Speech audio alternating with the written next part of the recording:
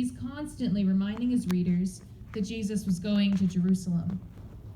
Now, when you read that over and over, you might get a little tired of it and think, yes, we know that's where he's going. But those of us who have read ahead to the end of the story, we know why Jesus was going to Jerusalem, and that's what matters.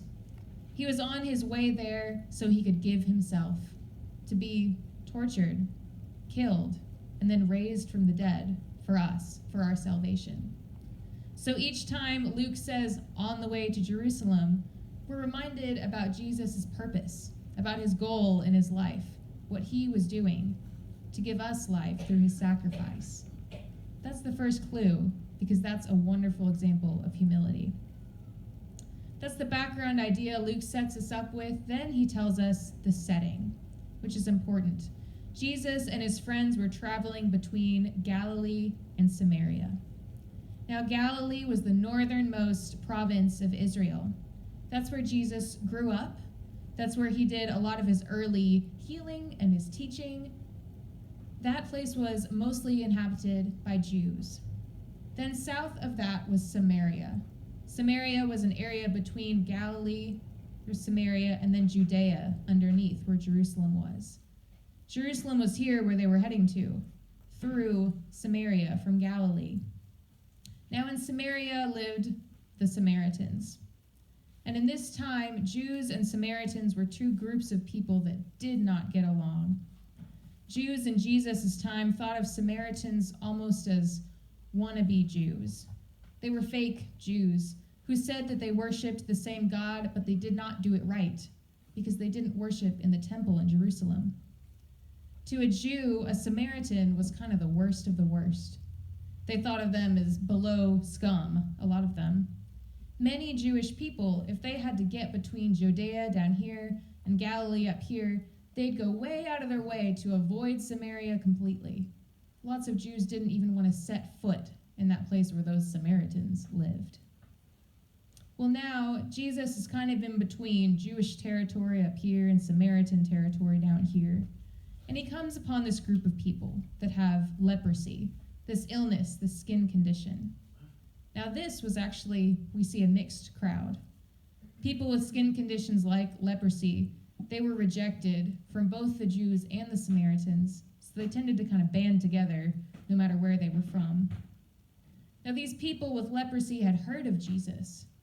They saw him coming and they recognized him and thought, hey, we've heard this guy does miracles. Maybe he can help us.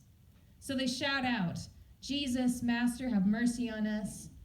And Luke says that when Jesus saw them and heard them, he answered their request for help. He sent them to go to their nearby priests and show themselves. This was another detail of what's going on here. In Jesus' time, people with diseases like leprosy were unclean. They were unfit to worship with other people. So if you were sick and made unclean, but then you got better, you had to go to the priests and show them, prove that you were well again so that you could be made clean and let back in.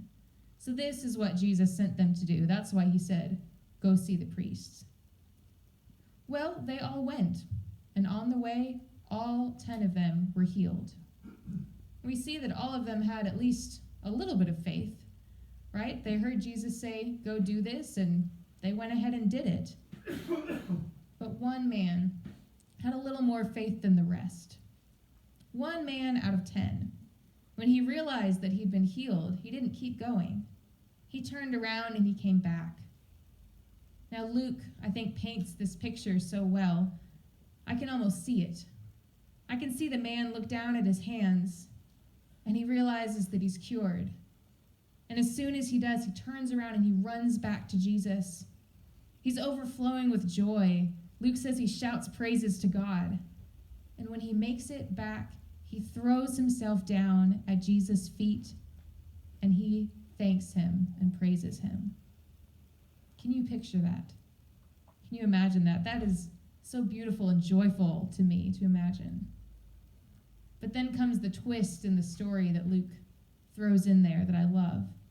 This one man, out of all the others, the one who had the most faith, the one who came back to Jesus to say thank you, was not who Jews at this time would expect.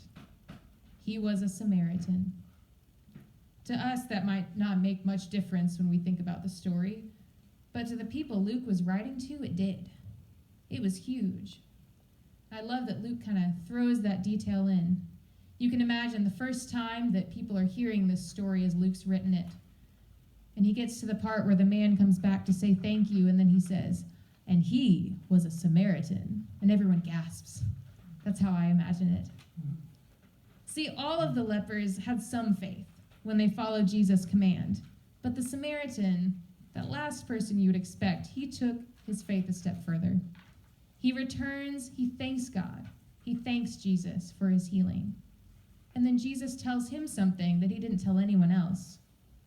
Get up and go on your way. Your faith has made you well. So this story, while part of it helps the Jews of Luke's time get over their prejudices, it helps us think differently about the people that we might not expect to be faithful. But this story is also about gratitude. We might ask, as I've done before when I've read this story, what really was the big deal about saying thank you, though? Is it just about good manners? Was the Samaritan coming back just to avoid being rude? Or is there something more than that? Sometimes saying thank you is about just having good manners. That's not a bad thing. Manners are important. That's what makes our society go a little more smoothly.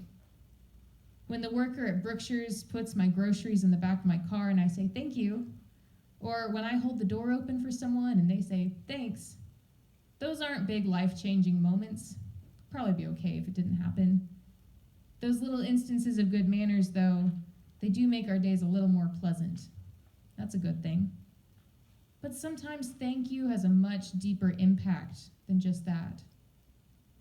We're going to imagine something else this morning. I realized this morning at New Hope, we're imagining